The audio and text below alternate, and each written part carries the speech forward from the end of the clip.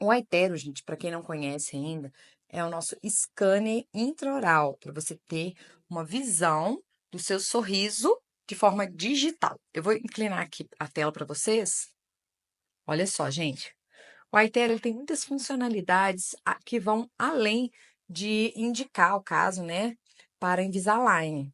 É lógico que tem sim o benefício de você ver, né, a avaliação de antes e depois, né, de como vai ficar o seu tratamento com Invisalign, de fazer todo o planejamento para Invisalign, mas também tem outras funcionalidades bastante interessantes, né? Esse caso aqui, como quero mostrar para vocês, ó, é um caso que incomodava essa paciente, era apenas esse apinhamento, ó, tá vendo? Que numa outra vista, esse pequeno mau posicionamento dos dentes anteriores e inferiores, e também aqui nos superiores um pequeno falha de posicionamento aqui desse incisivo lateral, que cobria essa região aqui, um posicionamento ruim desses dentes. Mas os problemas dessa paciente vão além disso, tá?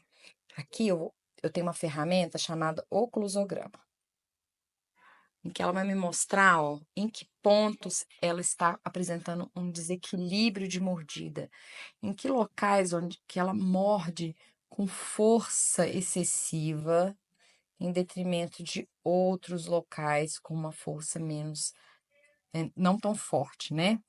Então, aqui desse lado, a gente pode ver, ó, que aqui nos molares ela está empregando muita força. Então, o que que a gente pode observar? Que provavelmente a gente tem aqui um desequilíbrio, né? A paciente está mastigando mais de um lado que do outro, né? Aqui nessa região anterior, onde os toques têm que ser bem leves, principalmente aqui em região de lateral, a gente já vê toques que não são fortes como o vermelho, mas também já estão no laranja, ou seja, também são toques que estão excessivos para essa região, estão sobrecarregando essa região.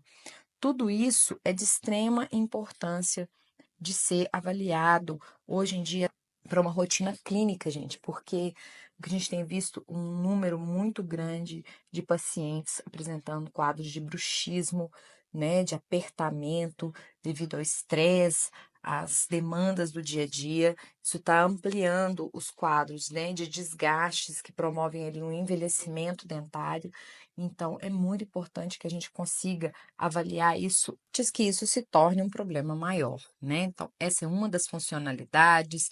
Existem os controles 3D, onde a gente reposiciona os dentes, onde é possível que o paciente veja o movimento que vai acontecer com o dente, seja com a ortodontia convencional ou com a ortodontia com alinhadores.